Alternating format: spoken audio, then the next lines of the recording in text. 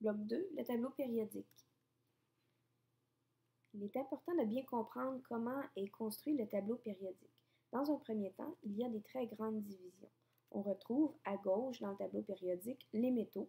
Il est important de remarquer que l'hydrogène est à gauche mais ne fait pas partie des métaux. Donc les métaux ont des propriétés caractéristiques qui sont communes. Ce sont des métaux qui sont brillants, des substances qui sont généralement dures et qui sont des bons conducteurs d'électricité. Totalement à droite, on retrouve les non-métaux qui ont des propriétés qui sont à l'opposé des métaux et il ne faut pas oublier que l'hydrogène fait partie aussi des non-métaux. Donc, ils ont des propriétés qui sont très variables, mais généralement, ce sont des bons isolants, par exemple. Et entre les deux, près de l'escalier, on va retrouver les métalloïdes qui ont des propriétés qui sont à la fois des métaux et des non-métaux. La deuxième grande division consiste dans les périodes du tableau périodique. Les périodes sont identifiées par le numéro de la rangée. Donc, la première rangée, la première période 1, contient l'hydrogène et l'hélium. La deuxième période débute au lithium et termine au néon. Et ainsi de suite, la troisième, la quatrième période, qui est la quatrième rangée, la cinquième période. On retrouve la période 6, il faut aller dans le bas du tableau périodique parce qu'on aurait dû agrandir le tableau périodique pour rentrer les différents éléments. Donc, la période 6 est agrandie avec le bas du tableau. C'est très rare qu'on va aller utiliser le bas du tableau, c'est plus pour votre information personnelle. Même chose pour la période 7 où on va chercher les actinides qui sont dans le bas du tableau périodique. Ce qui est important de retenir, c'est que le numéro de la période va indiquer le nombre de couches électroniques des atomes dans cette période. Donc, quand vous faites le modèle atomique de Rutherford-Bohr, vous pouvez vous servir du numéro de la période pour savoir et vérifier si vous avez le bon nombre de couches électroniques. La troisième information sur le tableau périodique qui est extrêmement importante, ce sont les familles. Les familles, ce sont les rangées dans le tableau périodique. Elles sont identifiées par un numéro. Le numéro qui est important, c'est le chiffre romain. Donc, c'est la famille A dans le fond. La famille 1A, c'est la famille 1, la famille 2, la famille 3.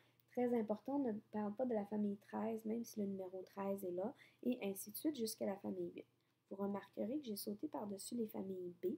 Donc, la famille B, ce sont les métaux de transition. Ils ne font pas partie des familles qu'on va étudier au secondaire. Ça sera étudié plus tard, donc vous n'avez pas à vous en occuper lorsqu'on parle des familles. Il y a des familles, par contre, qui ont des noms particuliers que vous devez savoir. La famille 1, c'est la famille d'alcalins. Très important, cette famille-là a un seul électron de valence. On doit se servir de cette information-là lorsqu'on va parler de la réactivité chimique. Étant donné qu'il y a un seul électron de valence, ces métaux sont extrêmement réactifs. Ils vont vouloir donner facilement leur électron. Ce sont des métaux qui sont très mous et très brillants. Et lorsqu'ils sont reliés avec des non-métaux chimiquement, ils vont former des sels. La famille 2, ce sont les alcalino-tellureux.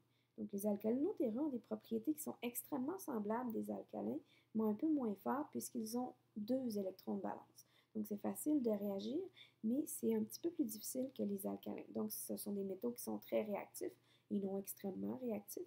Ils sont mous et brillants et ils forment également des sels lorsqu'ils sont reliés à des non-métaux. Si on va un peu plus à droite, on a la famille 3, la famille du brome. Vous remarquerez qu'elle n'a pas de nom comme les alcalins et les alcalino-tellureux parce qu'on va les nommer les familles de 3 à 6 avec leur chiffre romain. Donc, dans ce cas-ci, c'est la famille 3 ou le premier élément en haut de la colonne, le brome. Donc, on va continuer avec les familles 4, 5, 6 qui sont les familles du carbone, de l'azote et de l'oxygène. Les 2 dernières familles du tableau ont également un nom qui est important à connaître, les halogènes, donc la famille du fluor. Les halogènes ont 7 électrons de valence. Ils sont aussi très réactifs. Ils vont se lier avec presque tous les autres éléments du tableau périodique et entre eux également. Et ce sont des très bons antibactériens et fongicides. La famille 8 est une famille particulière, ce sont les gaz inertes.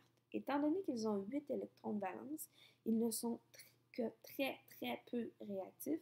C'est vraiment dans des cas extrêmes où ils vont être réactifs. On va parler du radon, par exemple, qui pourrait l'être dans des situations particulières. Mais sinon, ils ne sont pas réactifs, ils vont toujours exister à l'état naturel monoatomique, un seul atome. Et on va les retrouver sous forme de gaz à des températures qui sont normales pour les retrouver sous forme liquide voilée à des températures qui sont extrêmement basses. Très important, le numéro de la famille nous indique le nombre d'électrons de valence des éléments dans cette famille, donc la famille 1, un électron de valence, famille 4, 4 électrons de valence, ce sera très important lorsqu'on va faire des liens chimiques entre les molécules.